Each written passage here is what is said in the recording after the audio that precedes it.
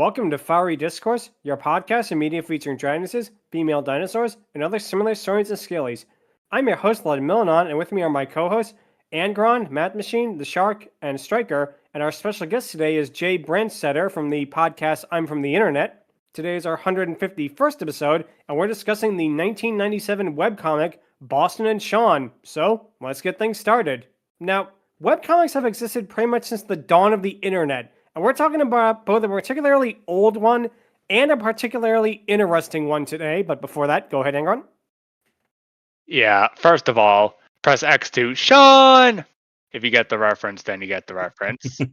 Second of all, yeah, this kind of stuff came out like during the 1900s. Ever since the invention of the newspaper, that sort of stuff has only added to the importance of media and news in general. And this right here is definitely no exception. You look at stuff like Least I Could Do, Dr. Ninja, and everything else, but back in the day, this kind of thing was new. No joke, this stuff could not come out at a more interesting time and have been received so It's well. probably that for some of the people back then, it wasn't possible to read this comic and use the phone at the same time because, well, you couldn't use your phone and the internet at the same time way back. Good old dial-up.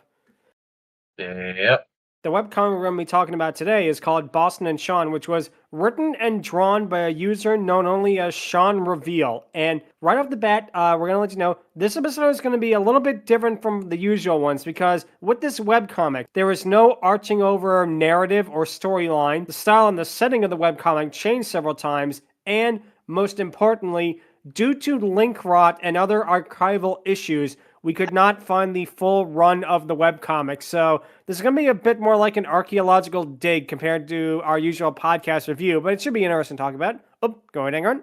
I mean, there are a few arcs from what I could see, but they're relatively short and last about as long as other arcs in comic panels like this. Stuff like Calvin and Hobbes and the whole Snow Goons arc, and also Opus and the Mary Kay Commandos arc, that probably aged as well as cheese, is the closest you'll probably get to those kinds of arcs. But yeah, otherwise, nothing that crazy.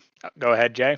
Yeah, I will say plot-wise, this kind of reminds me of, there was a webcomic that came out a year before this that was very popular called Ozzie and Millie that had a very similar sort of format and setup. So I feel like that was kind of, I think probably inspired it, but was also sort of setting like where things were at the time. A lot of webcomics were sort of not copying, but inspired by newspaper comic strips. And a lot of them, Calvin and Hobbes was the most popular among artists at the time. So that's why you have a lot of webcomics where they do ones about like, kids building snowmen, lots of ones about kids like not wanting to clean their rooms or not go to school. Like this feels very much like Calvin and Hobbes, except everyone's a dragon or a kangaroo, and they're inflated big and round. Go ahead, Matt. So this is an archaeological dig. Do we have a giant boulder, or do the big rolling dragons count?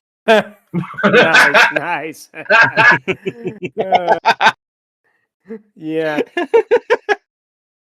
Aside from also talking about this webcomic, we're also going to be talking about the internet's reaction to this webcomic, which is not what you would expect. The original style of the comic lasted from 1997 to 1999, and as Jay said, it took a lot of inspiration from Calvin and Hobbes, including the fact that it was mostly done up in black and white. And one thing to also point out, this webcomic is so old, it unironically uses Comic Sans. So old that it was probably in black and white because that was a smaller file size than that in color, and everyone was on dial-up. The comic featured Shaun, a young boy, and Boston, his dragoness friend, as they had various gag comics, including monsters under the bed tormenting the pair and the like. And to point out right here, right now, the art style is rather primitive in these first few webcomics, and I just want to say this, Shaun makes some pretty funny derp faces here and there. He does. Oh, yeah.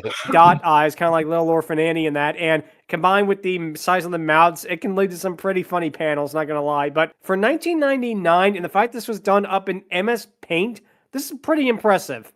Oh, go ahead, Shark. Yeah, honestly, like, again, this is really old. This is when there wasn't stuff like SI2 or many of the drawing tools a lot of people use today. The best you could get with your starting computer was MS Paint, and even back then it was very limited to compare to what is today. One thing I also want to point out, because there are a lot of dragons in this comic, at least during this time period, is that the art style for them is very unique. I definitely get a lot of vibes of Disney's The Reluctant Dragon, especially with the bottom heavy frames and the eyes. I can really see that being an inspiration for Shaun Reveal with how these dragons look. There isn't a very good sense of motion, but if they were moving, I do imagine them having that similar sort of like flighty, hip swaying move that the dragon from that. This was contemporaneous with Dragon Tales. I didn't think about that. The Dragon Tales connection actually comes into play a little bit more later on too, believe it or not, when the switches to color. But one comic that I really thought was funny was Shaun wanting to Boston, basically saying, why, and like throwing a tantrum before he stands up and says, okay, that's enough practice, let's try it on Dad, with the third panel being Boston staring at the audience and saying, scary, isn't it? That actually got a good laugh out of me. That was like a pretty good gag. See, the thing with this comic is, the writing in it is not the best at times, but it had its moments. It had some pretty sharp and well-written moments in it. Oh, go ahead, Angron. Yeah, compared to stuff like Garfield, Over the Hedge, and Penny Arcade even, the writing in here is definitely a little more basic than you expect, and the payoff for certain jokes don't always land as well as they should, but I still think it's very cute. There's definitely some setups that just take at least one more comic panel to really get the laughs out, and laughs overall are like, that sort of laugh, but I still very much like them. They're cute. They definitely have some punch to them, even though it's not as strong as others. But I still appreciate something that can still do that, despite the lesser development, as it were. They actually would try to do a little bit of overarching plot lines during this time, because in 2000, they would actually try to plot line where Shaun would end up turning into a dragon with Boston. Now, these black and white comics would last until about 2001, where they got the first of its many revamps. So before we get on that, go ahead, Matt. A couple things I want to point out about the early black and white versions. First, if you didn't talk about the Calvin and Hobbes thing before, you would absolutely see it with this one, because this looks like it could be like Dragon, Calvin and Hobbes. And I'm not saying that it's a bad thing. It's just you can see the direct one-to-one inspiration in the very early versions. And second, and this is what I find kind of interesting, initially in these black and white comics, and this only happens like once or twice, they refer to Boston as him. So initially, this dragon was male before the revamp happened. I actually did not know that. I always thought Boston was completely female from the beginning. I will be honest, it could just be a misspelling. He does do a lot of those. Yeah, he does. I also like going forward, he decides to go from keeping Boston human, then having him shapeshift into something different, to just basically having him be this all the time. And it's pretty adorable, honestly. I very much appreciate him doing that in the revamp. The first of the many revamps happened in 2001, where, first off, the webcomic was in color, allowing us to see that Boston has green scales and red hair, and she, because I believe now it is officially here, that Boston becomes a dragoness compared to a dragon with the eyelash. She has a yellow scarf around her neck, and for a while, they decided to make Shaun into a dragon. He is now a red-scaled dragon with a similar body type that Boston had. Apparently, this was explained by him being transformed into a dragon when he goes in the Dragonlance, which is very interesting. Unfortunately, Ember from My Little Pony Friends of Miss Magic does not appear in these Dragonlance, although it'd be awesome if she did. Yeah. It's also here that we're introduced to Boston's mother, Nova. She's a yellow dragoness with the same red hair as her daughter, and what is interesting about this, they actually tried doing a bit more of a sincere plot line with this, because due to the disjointed nature of the archives, we might have a hard time piecing it together. Nova is basically mourning over what happened with her husband. There's parts of her holding a sword and weeping, and she says about how the Great Worm Migration, that's Worm, W-Y-R-M, rather. And like I say, it was interesting that he actually tried doing a bit more of a serious plot line, and sadly, due to link rot and archival issues, we haven't been able to see it, but regardless. These plot lines, while not as extensive as something like Prince Valiant, they're definitely stuff that made me raise my eyebrow a bit and maybe want to keep reading, because like the plot lines, while not always serious, were definitely ones that kept me interested and wanted me to ultimately explore more about the comic. Like, how did this all come to be? What plot lines and plot twists ultimately caused this sort of thing to happen? But yeah, like Lud said, due to link rot and a bunch of other stuff, we might never really know, to be honest. Anyways, yeah, go ahead, that's Jay. kind of one of the things that characterized this first generation of webcomics, was that like the first comic would be like people working in an office making jokes about coffee, and then a year later they'd be like running from secret agents, and then 5 years later they'd be in like multiple dimensions and stuff. Like webcomics were very much these sort of creators kind of experiencing this very free, unrestrained platform for the first time. And over time, you can see them really being like, wait, I don't have to follow this format. Like, you can even see that with Boston and Shaun. Like, over time, it goes from being newspaper strips to more Sunday strips to just free form, unlimited canvas style. You just described Dilbert with that one sentence about having office stuff to just running from secret Yeah, agents. Dilbert was definitely, before Penny Arcade gave us gamers sitting on couches, Dilbert was definitely a big inspiration for a lot of early webcomics. Also, Nova. She 100% was in on the antics for Boston and Shaun stuff, and It's here where this webcomic does start to remind me a lot of Ron Rudiker's artwork, Ron Rudiker being the artist behind Dragon Tales, especially with the dragon pouch idea, because in that show, dragons would have pouches that they could pull things out of in that, which definitely makes me think that Sean Reveal took a bit of inspiration for that, as we'll see in a bit. There's a series of comics of Nova flying while Sean complains until she lands when he says that he could kiss the ground if it wasn't so dirty. And during all this time, he is basically riding in her pouch, which this is basically patient zero for something that will take over the entire webcomic as it goes on, especially with its second reboot, shall we say, but we'll get to that in a bit. We don't actually get to see Nova fly or basically move at all. How he does movements, Sean Reveal, is it's really done throughout close-ups and the like. Yeah, the composition is so interesting. It's like somebody, you can tell he's working around his limitations. Like, a very funny thing is that there are characters that are different sizes and he can't really communicate that. So let's have people looking up in one panel and then them looking down in the next to convey that it's like, oh, a short person talking to a tall person, because he can't actually do the scale very well.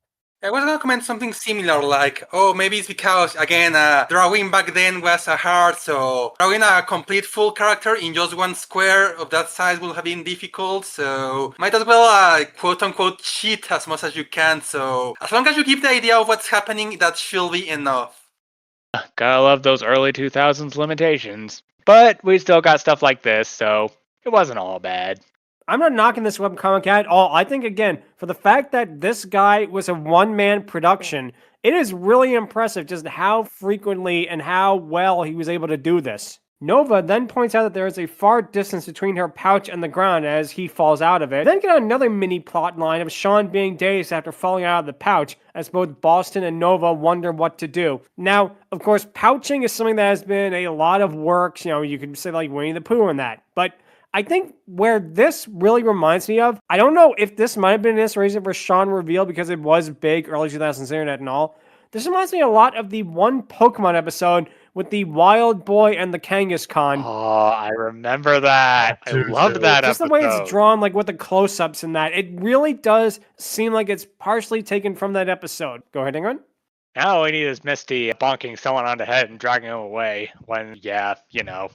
We then get to the pathos moment I mentioned earlier with Nova dealing with her husband's supposed death, or rather that he hasn't been seen for 100 years. I do like that he tried character development, with Nova blaming herself for whatever happened to her husband, even though it has been centuries since it happened. I do like that. You know, it's something that I feel like if it was made today, maybe this would be more serialized, because that's the order of the day compared to back then, which says wacky webcomics for kids or whatever, but it had the potential. The kind of feeling I get from it is that this is back, part of the reason why webcomics were so big was because we didn't have streaming video or anything yet. So if you wanted to express yourself and kind of build a thing online, webcomics were one of the only ways you could do narrative. So I think that, like, if this had happened now, I feel like almost like it would be like a VTuber, because it's all about this character. I feel like it would just be like a Dragoness VTuber type character, and it's all about them interacting with people, because that seems to be what they're really into with this, and that's pretty popular right now. Fascinating how much the internet changes in that. Back then to now, I mean, streaming video was almost non-existent back then because it cost ungodly amounts of money just to have bandwidth, so I can see why. Boston, meanwhile, is busy trying to turn Sean back into a human before his parents arrive, before Sean then realizes how large he is. Boston and Shaun then go back to the Dragonlands, where she inflates her stomach like a balloon. And this does remind me of another, I know we're comparing and contrasting this to a lot of things, but I feel like with this webcomic, it kind of wears it on its sleeves, because how they inflate themselves, if memory serves, is by like almost a gaseous pocket that allows them to breathe fire, which is taken directly from the movie Flight of Dragons. Now, she may be able to inflate herself, but unlike a certain someone, she lacks a funny face. Huh. Cute. Well, if only Boston and Shaun were part of the DK crew. Couldn't be any worse than some of the others. If only Mammoth were there to help him out, or at least take some notes from them, since, I mean, she can grow big, but that doesn't really speak much for the fact that she can't exactly keep her insides hollow. Yep, they are not Mr. Patch. Nova then arrives and tells him it is time to go, and here is where the archives actually cut off for a bit, which is where we are going to cut off from talking about the actual webcomic for a bit to talk about its reception. Now, one thing I also have to say about this, I give Shaun Reveal credit. He did this for the love of the game. I feel like if he tried doing it now, there would be a merch store where you could buy Boston and Shaun t-shirts or Boston and Shaun bottle cozies or Boston and Shaun coasters and that. But he did this strictly out of love of trying to make something, and I respect that a lot. Absolutely. Yeah, I absolutely respect this creator too for that. Oop, go ahead, Matt. This is one of those things where, and I mean this in the nicest way possible, you can tell that this is a webcomic that is basically just the author's barely disguised fetish. And I do appreciate that because there's an earnestness to this. There's a genuineness to this. It's not like he's, I'm just doing these things because I think they look good, or, I think that they will get appeal. No, he's like, I like these things. This is stuff that I like drawing. This is stuff that I like doing art about. And I'm just going to make a webcomic around that. So while I think that the art looks rough, I think that it is a little bit jank, especially with story. I will never give it that this doesn't feel genuine. Yep, you were saying, Jay? Yeah, and also like in regards to that, I do think as like a complete work, as sort of like a window into another human being's experience. I do like the progression, whereas it starts out, it feels much more like it's trying to be a more quote unquote like regular newspaper comic, and then very quickly it becomes more and more like inflation and stuff. Like that progression, I think, is very interesting to see them like become more comfortable with what they're into and like incorporating it more and more into their comic, even as they start attracting negative attention from it. Like, you think about stuff like DeviantArt and Newgrounds, you think of this, and the fact that something like this came out before DeviantArt and before Newgrounds and before all the stuff that you find on the internet nowadays, this right here was pushing the envelope of what could be possible in that sort of thing. Like, yeah, granted, shows like Crypto Superdog, Dragon Tales, and The Adventures of Corduroy were definitely no strangers when it came to that sort of thing, but this arguably was the first time it was done in something like comic format. I'm sure Opus probably tops it, but this right here, the fact that it was the first to be intentional really speaks volumes about. We are now going to get one of the main reasons why we're talking about this, because the webcomic would first gain notoriety on the internet on Something Awful, where it was the link of the day in 2004. Forum users, including none other than Richard Low-Tex Kiyonka himself, would mock the comic for its, quote, cringy nature. And Jay's podcast is all about Something Awful, so he knows more about it. But one thing I want to point out is that Something Awful absolutely hated and despised furries and anything cringe with a passion. A hatred that, in hindsight, seems really, really silly and misguided. Yeah, definitely. This was the era where stuff like Crypto and, again, other shows that had more of a furry leaning got bashed to hell and back by people who just didn't really understand this sort of thing until, like, much later. And yeah, while that's not as big a problem nowadays, it was pretty bad back in those days, especially during the era where people were just trying to be big, loud, getting into constant scream fights more than they honestly do now. To put this into perspective, if you've never heard of Something Awful, and this is going to sound weird as I start this, I have more respect for sites like 4chan than I do for Something Awful. With 4chan, at least they hated everyone and everything equally and were not afraid to show that. Whereas with Something Awful, they had very weird specific things that they hated, mostly because of the creator of the site.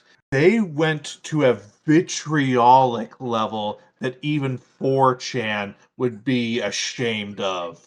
Most definitely. That was kind of what the function of the awful link of the day was. It was like they would post on time, just like, look at this weird website. And then, of course, when they linked to it, a bunch of people would go there and be mean to the people who owned it, even though the people on something awful would be like, well, it's against the rules. You're not supposed to do that. But there would still be people who would do that anyways. It really needs to be emphasized how much of that was because of low tax. Rich Kayenka, the owner, he personally had like a very strongly felt negatively against furries. Like I've talked to some of the people who wrote for the front page back in the day, and they said he would like tell them, put more furry stuff in your article. It's boring. It needs more laughs. Do more furry jokes or whatever. Like he was very hung up on not liking this group of people in the way that is arguably one of the big reasons why the early internet was so hostile to furry stuff. And part of the reason why we don't have as many comics like this as we might have, because people were legitimately afraid to put stuff online because there wasn't much of a community back then, and you never knew when like a bunch of angry people were just going to show up and start like, spamming your site with shock images or whatever.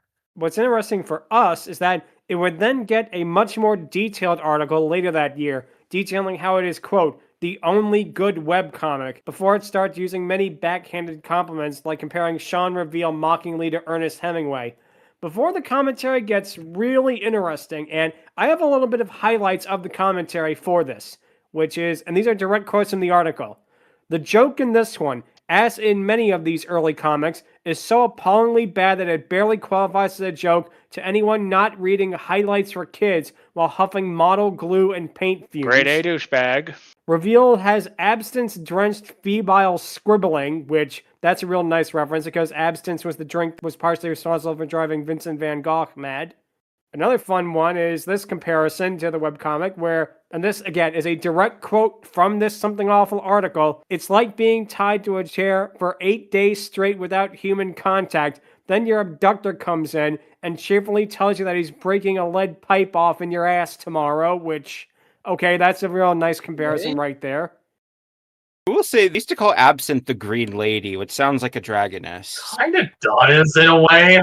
And Boston is a green lady, so it technically counts. But yeah, it even goes on to use some language that, let's do this way, we would not use on the internet today. Because, yeah, it definitely is a shame just how vitriolic they were to this really harmless webcomic, Yeah.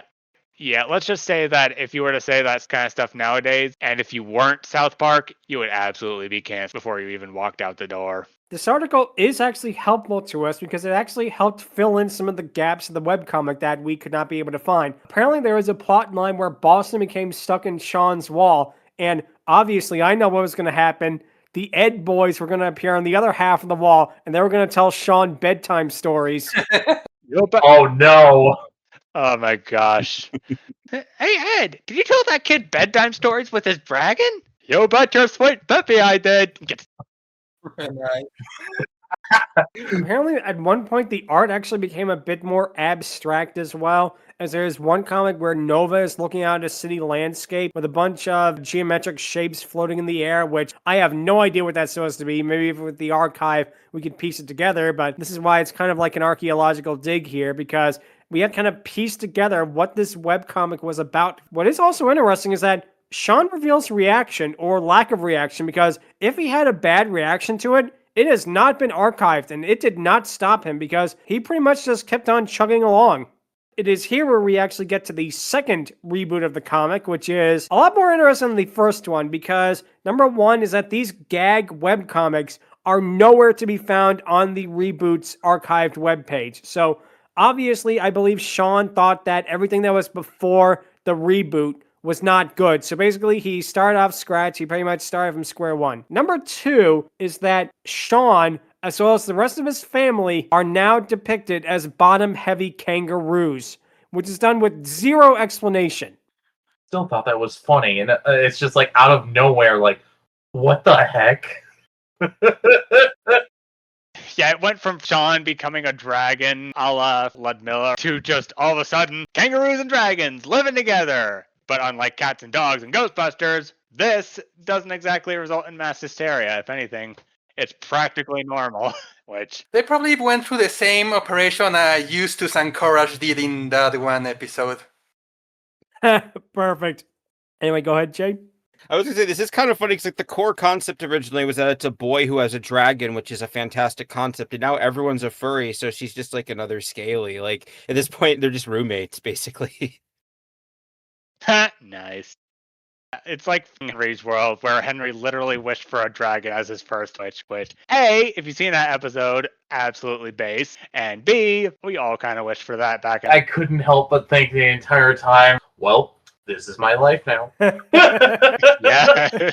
Wow. This is his life. What's also interesting is Sean's design has also changed. He has stars all over his body, as well as he has kangaroo ears, but he also has buck teeth, which make him look kind of like the furry version of Timmy Turner, I suppose, but getting off that. If only. One thing also to point out is this is the point where the webcomic stops being about dragonesses for the most part and dragons, and it becomes more about these kangaroo family and their weird fixation with pouch insertion, which just feels like it's totally getting off left field here because, like Jay said, this started off as a boy and his dragon, which eerily enough is similar to Henry's World, another thing we covered on the podcast. But about this, though, is this is so off the mark from what it used to be. I can't help but wonder if they were like actual Boston and Shaun fans who went there one day and they saw these comics. They were like, what the hell is this? I would have been all for it. What the hell is this? Yeah. I believe some of these comics are actually kind of remakes of the original webcomics because I think they actually reused the joke of Shaun whining and then says, okay, I'm gonna tell Dad, and Boston saying scary, isn't it? They actually do reuse some comics, so that definitely shows this was meant to be a bit of a reboot in a way. The plotline of this arc begins with Shaun and his family moving to Dream Valley, where the dragons live. Shaun is afraid of going to school, as his little brother Donald comes out of their mother's pouch to taunt him, as Shaun calls him Pouch Jockey. And I will say this, I don't know if Pouch Jockey is better or not than Chicken Jockey, but I guess we'll have to wait and see. Yeah. Yeah. The moment they add kangaroos to Minecraft, everything is going to go south. Also, Dream Valley. I imagine that moving from a place where Kirby freely visited to a new place is definitely quite an adjustment. Boston then shrinks herself down and goes inside of his pouch to comfort him, as he remarks how she only did this to get in there. Boston then goes to his dad to ask him if he needs to go to school, but his dad gives him a multiplication problem that he can't solve, thus saying that he has to go there. We then get another comic where Boston helps Shaun dry off his fur, as Nova says that it's cute. Boston then turns to the quote-unquote camera and says that if they can sell cuteness, they'd be millionaires, which, again, a good line right there. Boston and Shaun then play before the latter has to go back to school. She then uses his mutant powers to bulk him up, but his mother says that he still has to go to school, as he's had that power since he drank the potion when he was younger. And this is not a new thing for comics, because, as we all know, Obelix fell into the cauldron when he was a baby, and he became big as well. I had to reference that too, but... Shaun's mother then tells him to keep Boston in his pouch as she then licks his face goodbye. And as we mentioned earlier, it is so weird how the whole dragon aspect of this webcomic takes a back seat from here on in. Boston doesn't really do anything for the next few comics other than just sit in his pouch. What this feels like Shaun Reveal really wanted to make a webcomic about kangaroos and that, but he decided, let me just staple Boston and Shaun on this and no one will notice. It really does feel like that. It feels kind of like when they do pilots for TV shows in the actual episodes of TV shows, and it's always noticeable because then there are these characters who nobody knows and who no one should care about taking up 3/4 of the runtime. I somewhat agree, except speaking of pilots, this kind of reminds me a bit of the Steven Universe pilot, where it goes from magic to sci-fi. Like, at least one little bit of magic is referenced a bit in Sea Tower episode, but nothing else comes from it at that point. Except for like all the stuff like fusion, weapons and stuff. But yeah, this feels a little more, shall we say, established compared to that. Like, I like the direction it's going in, and even though it's a little weird, but yeah, I could definitely see how it could definitely be a turnoff for a lot of people. Anyways, go ahead, Shark. I was going to mention like a similar example of a show that changed something like important between seasons. I'm going to quickly say it was Space Goofs with season 1, there were 5 aliens in a house. Season 2, there's only 4 aliens. The alien that was caught does return in later episodes, but the characters act as if they never met him. So yeah, whoever saw between the 2 seasons is probably going to be as confused to that like for these between comics. We then get the arc of his school day continuing as we're introduced to a new character, a pink T-Rex named Ginger. Her design, I don't know, for me, it's very clip art-esque in a way. It really looks like a stock photo of a T-Rex, of a cartoon T-Rex that he took and put in the comic, even though he didn't. But I just get that vibe from it. She doesn't really fit with the designs of like the kangaroos or the dragons. It does look like it's a different art style, and it's not trying to do like Gumball where it's all different types of mediums, which is even weirder. Yeah, she looks like Barney. Like the way her shape and her skull and everything, like she looks like Barney, whereas everyone else looks like the reluctant dragon. It clashes very much. Granted, it's not a bad addition. I definitely think that her inclusion isn't bad, but yeah, it's definitely a more standout thing in a series with characters that look more or less the same, and despite being different creatures, as it were. Also, I like the personality that she's pretty much all right with this in the way that she's just passive about it all. Like, she's not against it, but she's not exactly going to be hopping on the train of being like, yes, gimme. One thing to also point out, I actually didn't get a lot of her personality because, again, of the link rot, we really only have maybe 2 or 3 comics with her in it. And again, it's kind of a shame that people say, oh, everything on the internet is forever, but just trying to look at the archives of this proves that is definitely not true.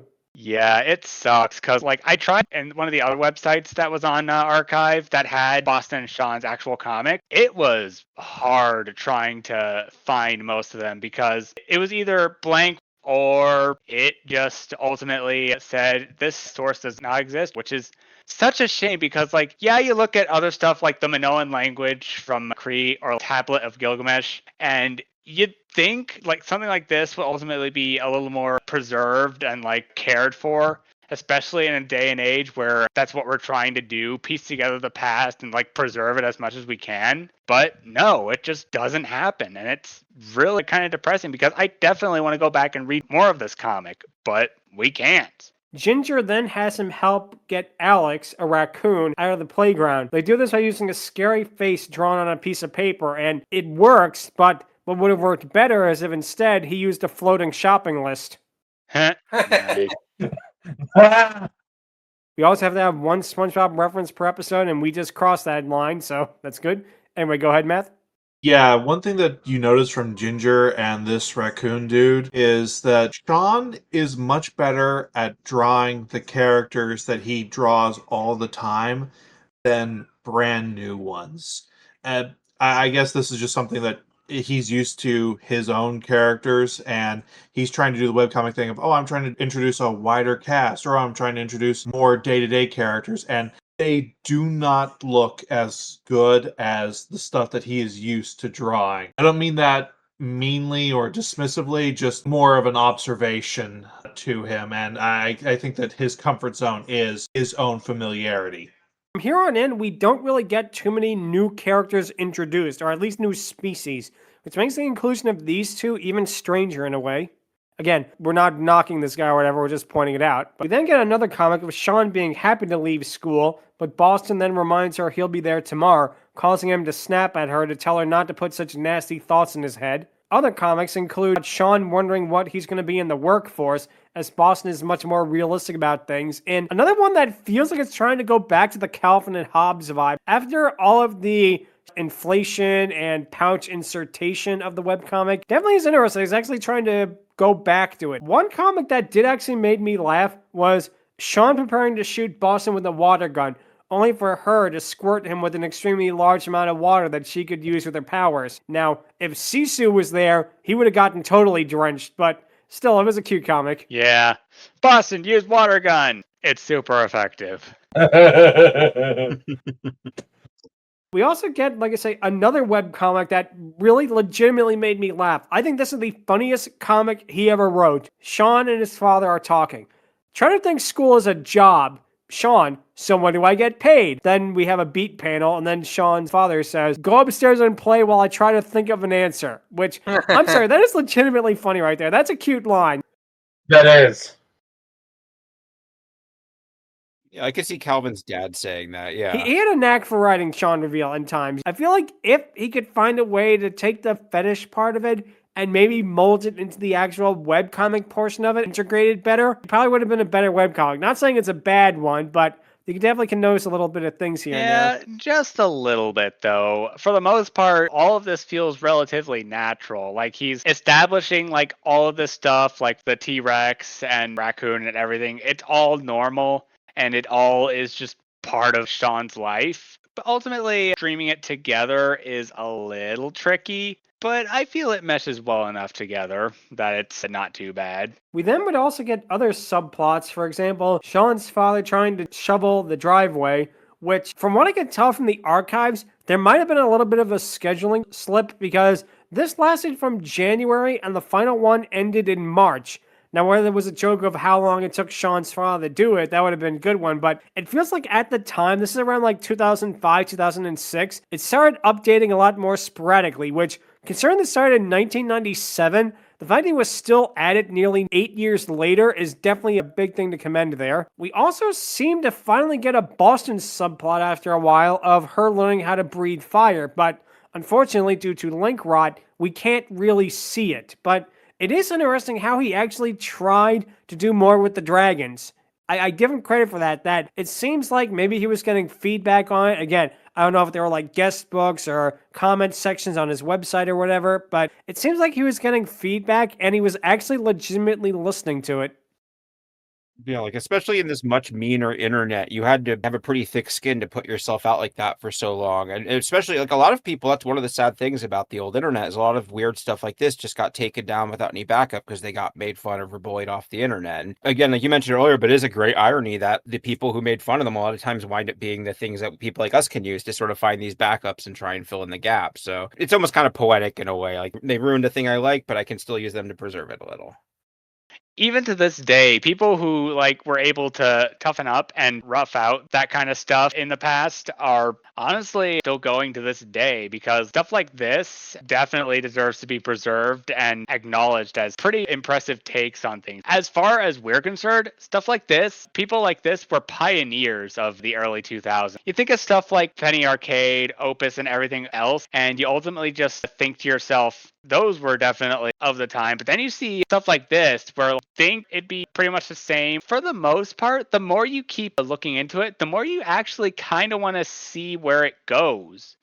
And the fact that it's poorly preserved and it's unable to be fully experienced is kind of a shame. And I don't know if Sean Reveal would ultimately would be the kind of person to do this kind of thing, but I think at some point he should definitely compile some of this stuff and put it into like a book, something like Calvin and Hobbes or Dilbert should do. And you should definitely see how it would do, especially in this day and age where stuff like this is fairly commonplace. Oh, you mean like an omnibus? Or something Exactly. like the unofficial Homestuck archive where they're all preserved in one place where you can read them all and they're not like subject to any one website. Other subplots around this time include Sean and his father trying to mow the lawn by eating grass. Obviously, they're friends with Victor the goat. Yeah. Also, kangaroos are herbivores, so that makes sense. Yep, clever there. As well as another one where Sean is trying to raise money to buy a new laptop. Here we're also introduced to two more new characters, Orange, a female kangaroo babysitter, and a purple kangaroo woman who, despite her appearance, she is not the one from the Horton Hears a Who movie. Nice. Damn it. And it turns out that Sean tries to get the money by doing an eating contest, which we do not know if he wins or not because, sadly, the archives pretty much just cut off shortly after 2009. Any information about what happened to the webcomic afterwards is a little bit obscure, but this would not be the end of the attention of Boston and Shaun because it would get featured on an article on cracks.com back when that actually meant something, as well as being featured on the Bad Webcomics Wiki, which for a long time was pretty much a one-stop shop to find out about bad webcomics, which this one got inducted pretty early on, I believe. Here, yeah, I could actually speak on that a little because when I was a teenager, I was not part of the community per se, but I was really into webcomics, so I was aware of these people. And I've actually on my show, I've gotten to talk to the guy who went by the handle John Solomon, who was one of the people who kind of started all this. And he really regrets the whole thing because he's someone who's grown up a lot. And he's like, yeah, people are just being mean to queer and weird people. And also like the people who are being mean aren't being funny. They're just being mean. Like, so yeah, that was very much a thing at the time. But also it is kind of nice that at least some of the people who perpetuated this have apologized for it. And also like they feel bad bad about it and are trying their best not to. And a lot of them also turn out to be, queer themselves. So it's a whole thing where a lot of people have grown and moved past it, thankfully. But it was not a good time for a lot of people. Yeah, looking back on that sort of thing, it's kind of sucky that a lot of people who were ultimately that sort of thing, like queer and, most people are nowadays, didn't exactly come out until like much, much later. And it's kind of sad because in this day and age, that kind of thing would definitely be a lot more accepted. We live in a day and age where a lot of people come out in such very interesting ways that it's honestly not really funny to more or less make fun of that. Even South Park knew how to present its stuff in a light where it was still funny, but it came off in a way that made it relatable and addressed the issue in a way that ultimately made us understand more why it was wrong and what we could ultimately do to maybe change that, how it could ultimately not be changed. And For a while, Boston and Shaun pretty much faded away. It was probably doomed to be an early internet artifact. Then, in 2020, of all years, Shaun Reveal would actually attempt to do a reboot. This one is done in a lot more serious art style and involves a teenage Shaun returning home from a snowy day and entering inside. Now, sadly, only 3 issues of this reboot was ever made. But what happened with this, which is really sad, the reason it stopped is because apparently, from what I've read on research, Shaun Reveal got locked out of his accounts for some reason. Yeah, and also given the timing, I get the feeling that was kind of a COVID project for him. Like, it's quarantine, I have some free time. Hey, I haven't worked on that comic a while, not do it. And then to get started, get all revved up, and then just have your site taken away. Like, yeah, I can see that knocking your legs out from under. Yeah. I'm sure given the chance and the motivation, probably through us, who knows, he could probably continue working on that because from what I've seen, his style, I haven't read any of the 2020 comics. I want to. But from what I've seen of his new style, it would definitely be a great boon to someone like him to try and continue this in the present day. And the fact that stuff like that just knocked him down again after he tried to get back into the swing of things after so long being in the dark and just doing his own thing, it's definitely sucky. But I genuinely believe that given the chance, he could try again and he would definitely be a lot more praised in this day and age. Oh, absolutely. I mean, we'll see. It would probably end up being like Flash Gordon, where like there's so much of it. I would still want to see what he had in mind for that sort of thing. Anyways, go ahead, Math. I actually feel kind of sorry for this guy. Between getting shit on by early internet and then this, it really does feel like he's just had some of the worst luck, and it is absolutely not deserved. The dude, again, I don't particularly like this webcomic, but you can feel an earnestness and a genuineness from it, which is something that is sorely lacking from the internet, especially today. It feels like this is something that he actually wanted to make rather than, this will be popular, this will make me money. Apparently, Shaun revealed today he is now a VTuber. He has managed to reinvent himself. He currently streams on Twitch and YouTube. He has an avatar of a red bottom heavy dragon, which if you've seen everything else he does, yeah, that tracks. And he seems to be happy. I don't know if he's ever publicly spoken about Boston and Shaun. It seems like he kind of wants to put that behind him. And yeah, he's now happy being a Twitch streamer. And God bless him, This guy has been on the internet for literally almost 30 years at this point. So you got to give him a hand. Yeah, that's nice.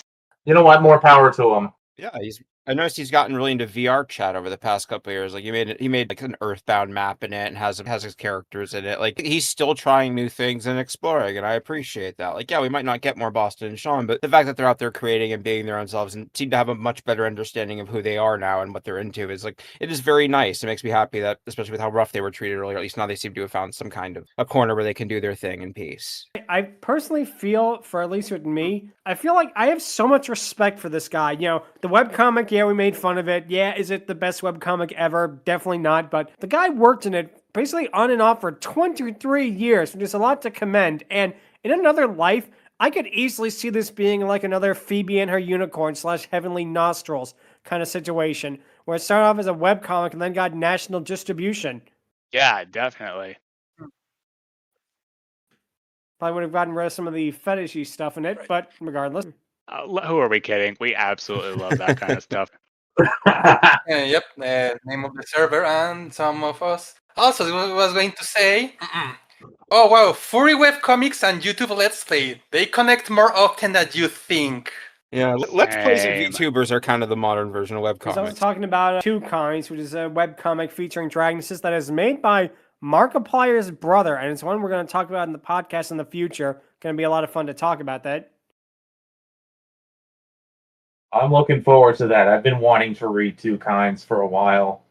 Yeah, basically with Boston and Shaun, I guess the only thing I can say about it is it's not the best, but it did not deserve the hatred that was thrown its way. Yeah, with other comics, and like there are so many that we have mentioned on here, and even obscure stuff like Roses is Roses, Girls Before Swine, bunch of other comics out there that have not gotten as much recognition, but are still part of our culture, a part of media today. This definitely feels like one of those obscure ones, icon of its time, but I very much would like to see more of it. Even if he's moved past it, there is definitely no doubt that this right here would have definitely made childhood me pretty excited to read more. I mean, yeah, it would probably be something that my parents wouldn't be as into, but I definitely guarantee people should do what they can to preserve as much of it as they can, because this doesn't really deserve the disrespect that it ultimately got back in those years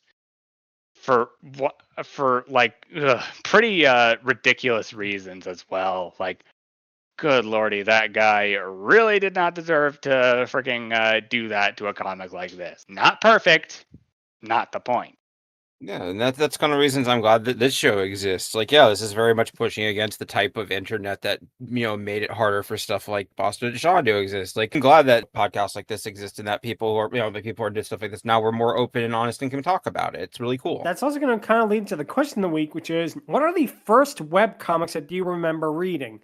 And I'll go first, and mine is actually going to be one that is another type of web comic that has completely disappeared from the internet, like has completely been like scrubbed clean or not so much the webcomic itself, but the genre of webcomics, and that is neglected Mario characters. Ah, Man, I haven't This thought of that was a in a while. webcomic from the Mario fan site Super Mario Brothers headquarters, and this was one of their most, if not the most popular thing that website ever did. It was a webcomic that was started off as basically Mario and Luigi doing things in that and parodies of movies before it became about two other characters, Bill and Fred. Now, Bill was a Pidgeot and Fred was Bugsy from Kirby. And they would go on various wacky misadventures in that. There would be a lot of ridiculous jokes in that. One that always stuck with me just because of how legitimately funny it was. There's one where they meet an evil overlord and he starts them by saying, "Silence," when they're babbling. And then for the entirety of the webcomic, they call him Silence. You also had Dr. Dragoness, who was a tweeter. And the joke with him was every time somebody said the name Dr. Dragoness, it would zoom in really closely on the sprite, which always was funny. I think it actually got closer and closer as time went on until it was like literally right up to the pixels of the face of the tweeter from Mario 2. They also had characters that were not sprites, were usually depicted as pictures with stick figure bodies, because Jay Resop, the guy who made neglected Mario characters, was a character in the webcomic, and he was depicted as a picture of Bob Dole's head on a stick figure body. And keep in mind, I'm like a 11-year-old kid. I have no idea who the hell Bob Dole even was. But it still made me laugh just because of how silly it looked, how this guy was reacting with these sprite characters. You had Jill, Bill's girlfriend, who was a Bronto Burt. You had the Shy Guys, who are basically a parody of Spy vs. Spy. That was pretty funny. And yeah, as a whole, it was a webcomic that it actually has aged pretty well. I will say that. Not all of it is aged well. I mean, there's a lot of anti-Pokemon stuff because that was the in thing to do in the late 90s. But with that being said, it is really funny in a lot of ways. And it really, really has aged well. What happened was Jay Resub eventually went to university, and updates really started slowing down. Now, I don't know what happened with Super Mario Brothers HQ, but after maybe like 2008, 2009, it just became flooded with advertisements for online gambling, like everywhere on this website. It actually slowed it down, like the loading time, just because all of these stupid ads for, free poker right now, Neglected Mario comics actually leaned into that because one thing they did was every, I believe, 2 years or so, they would have elections for president of the Neglected Mario characters section. The first one was Bill. The most reoccurring one was Captain Churro, who was, I believe he was a clone of Dr. Donuts, who was just totally ridiculous. He would do the most random stuff.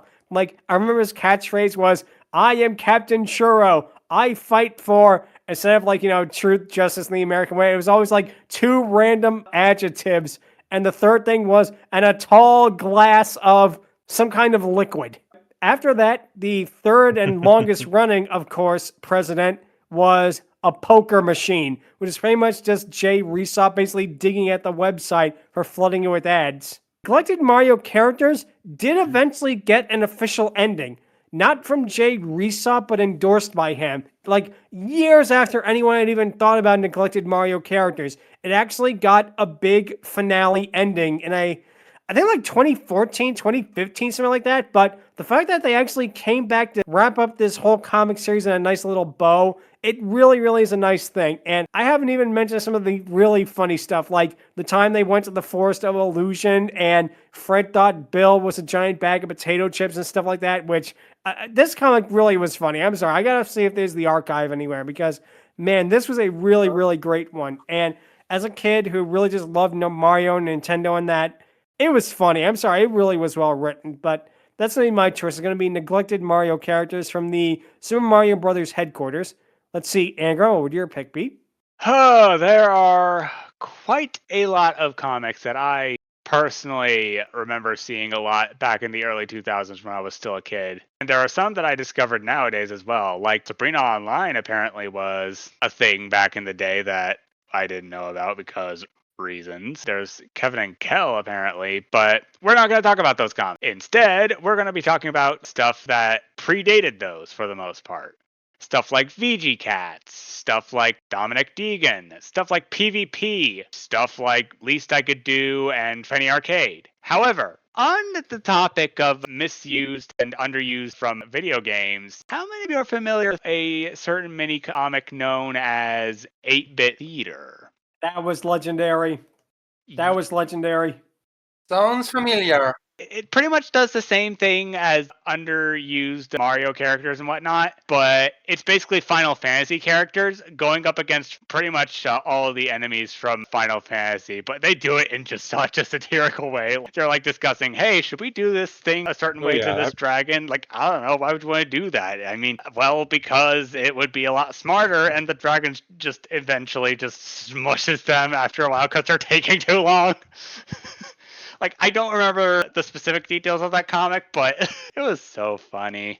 This is kind of making me a little nostalgic because there are so many comics that I'm remembering seeing online when I was a kid that I would look over and see when my mom was reading them. This, for the most part, was the one I remember the most. Second only to Penny Arcade and Least I Could Do, the two examples I think of when I hear online comic. Right. And then I guess for mine, you actually mentioned earlier, one of the first ones I remember reading was Kevin and Kel, which started all the way back in 1995. And it's interesting because, like, it's one of those things where at the time, one of the things that was appealing about it was that it was drawn by an actual newspaper cartoonist, so it looked very professional. But now it's very hard to read it because it looks very bland because, yeah, it just looks like a newspaper comic, like every other kind of newspaper comic from that era. But the basic premise was it was an anthro comic. It basically is Utopia, except predators and prey still exist. So it was very odd because a lot of the jokes were, it was about a wolf lady that was married to a rabbit guy, but it's like, I'm not going to eat him, he's my husband. And a lot of the jokes were just stuff like that, or like, it eventually became very weird because it was just like, yeah, like everyone was sentient in it, so you're just watching people get killed for jokes all the time. It eventually got very odd. Like,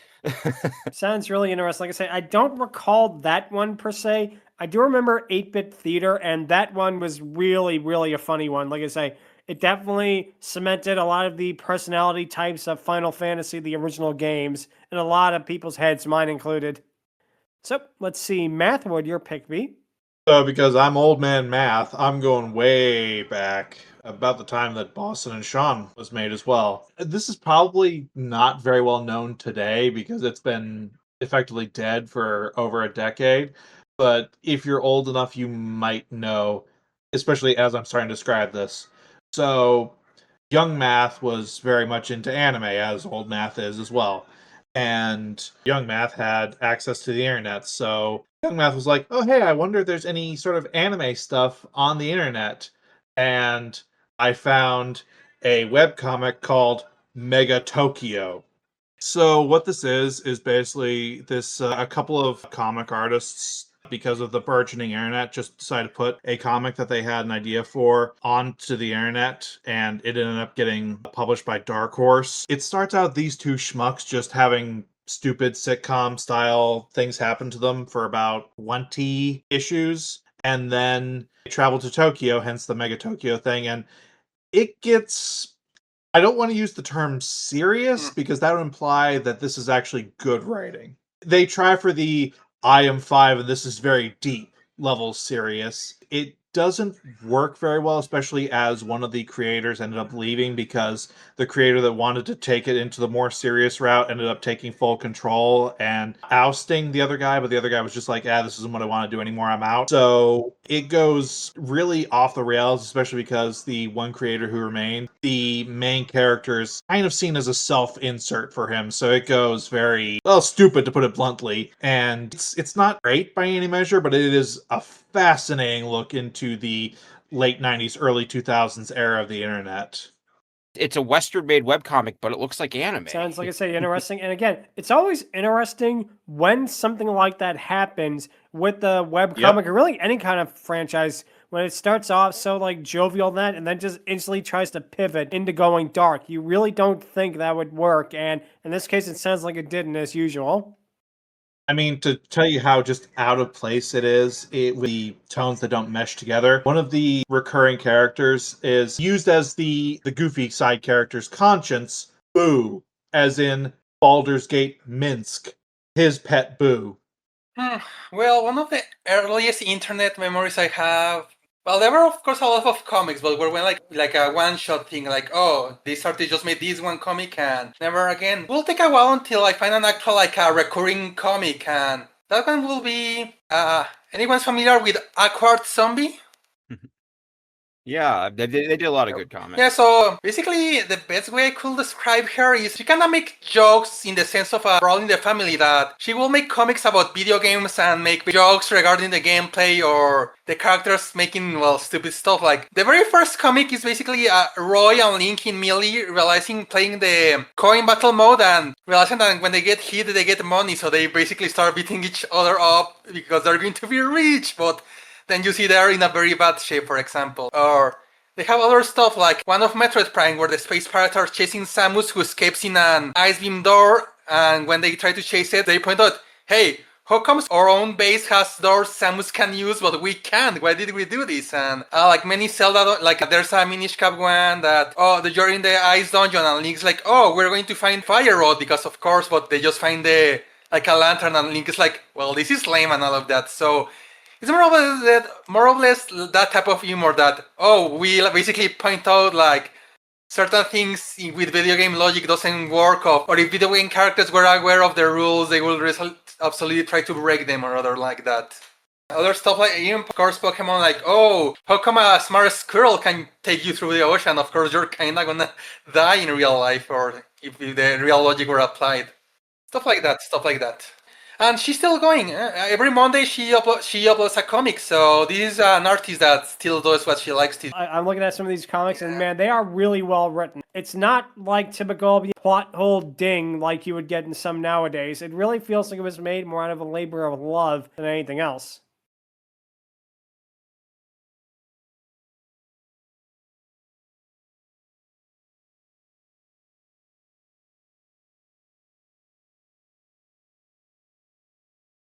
So, let's see. Stryker, what would your pick be?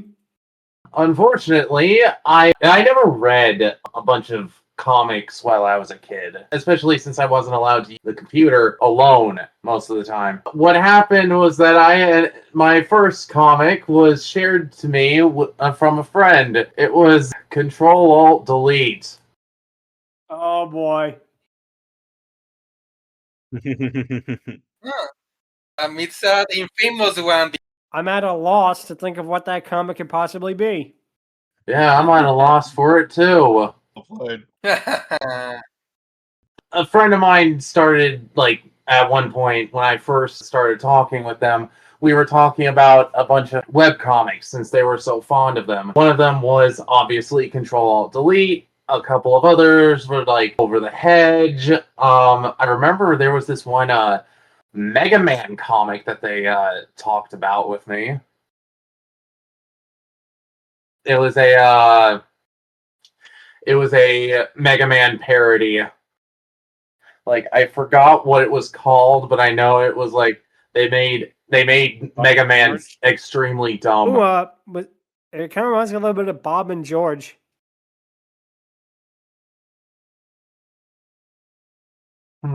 They used Mega Man sprites in the comic, if I remember I correctly. think it actually might be Bob and George. And I'm thinking about that. Yeah, it might be. I don't remember exactly. It's okay. It's all good. It's all good.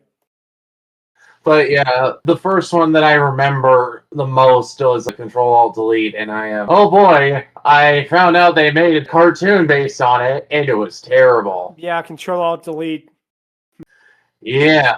It is really bad. It's poorly animated. The voice acting stinks. Looks like it was made for like 5 cents in that, and it's not a good animated adaptation. And the webcomic itself already was not the best one to begin with, but this is really something else.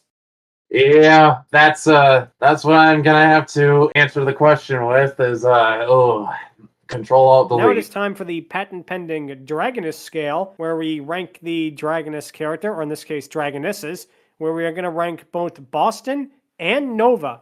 And I'll go first, and I'll say this right now.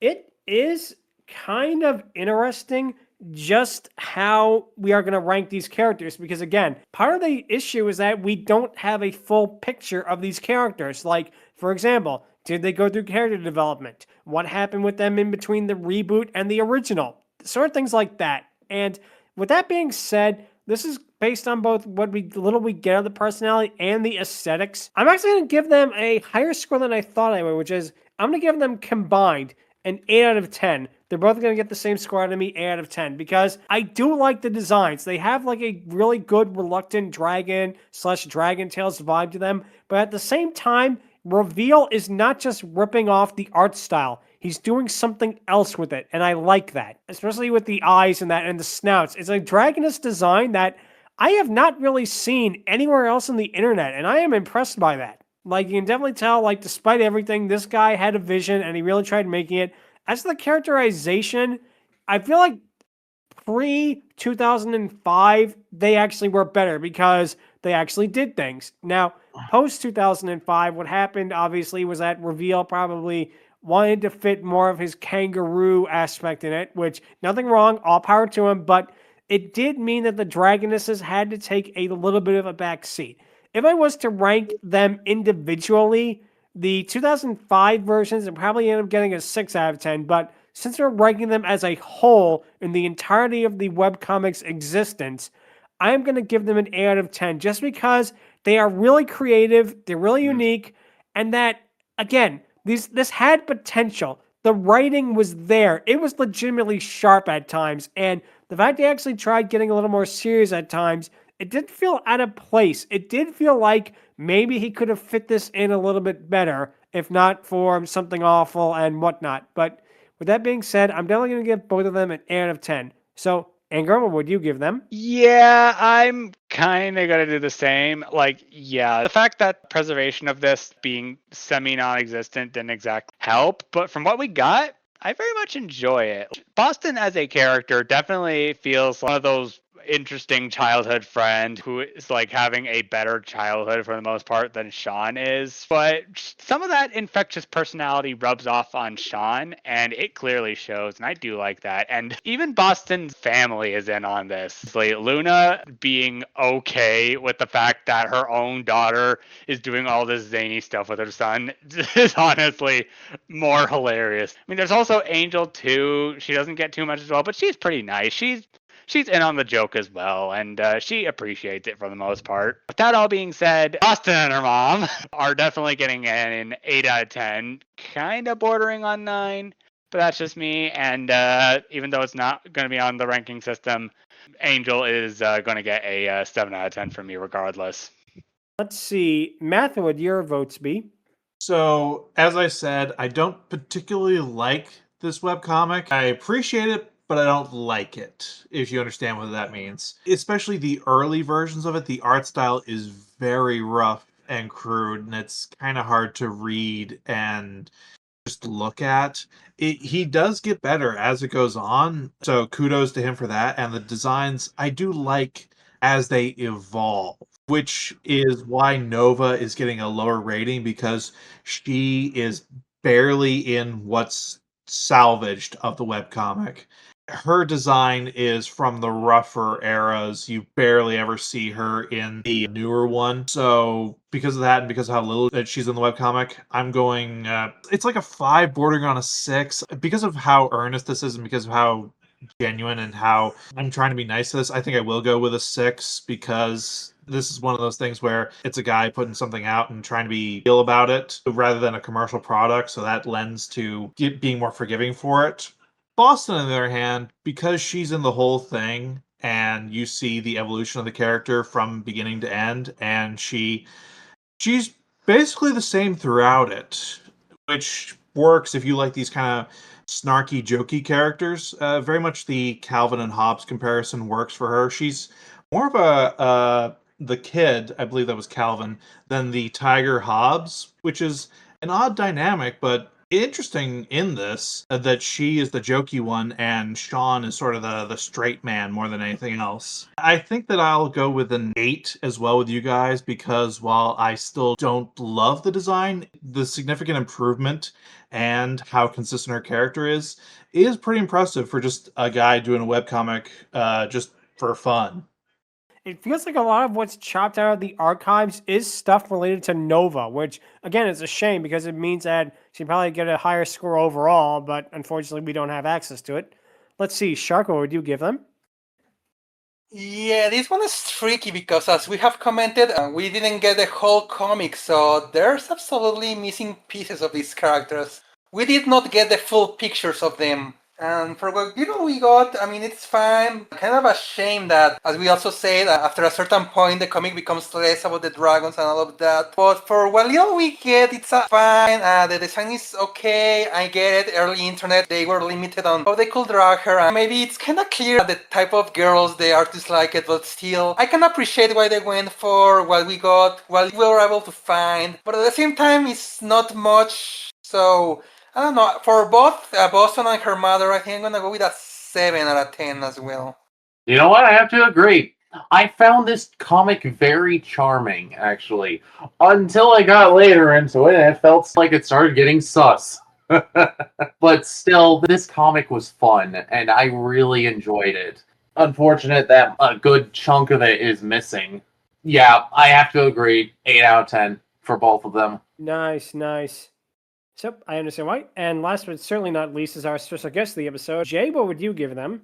I'm not sure if I'm qualified to rank them. Bears are more my specialty. I guess if I do out of 10, I'd probably rank them a 7. I think that they are pretty cute and distinctive, but the designs are a little busy, especially once they start, especially when they start adding stars and stuff to the kangaroos. But yeah, they are very distinctive. I've seen a lot of webcomics. None of them look quite like Boston and Shaun. So that's going to be it for this week. And thank you so much for Jay Brandsetter for being a part of this. Where can we find you? I have a podcast called I'm From the Internet. I co-host it with Winslow Domain, the guy who helped to discover the Chicago rat hole. He's very funny. And we talk about old internet stuff. Like I mentioned, our first 2 was about something awful, but now we're branching out. I've done some furry history episodes as well on our public feed, so you can check those out as well. We've got just over about 112 episodes now. And yeah, we will definitely link to you in the description of this podcast. And that's going to be it for this week. If you have any questions, or if you want to see a Boston and Shaun Two Kinds crossover, you can feel free to email us at fierydiscourse@outlook.com. Visit us at Twitter at twitter.com/fierydiscourse. Be sure to subscribe to the Fiery Discourse YouTube channel and subscribe to the playlist.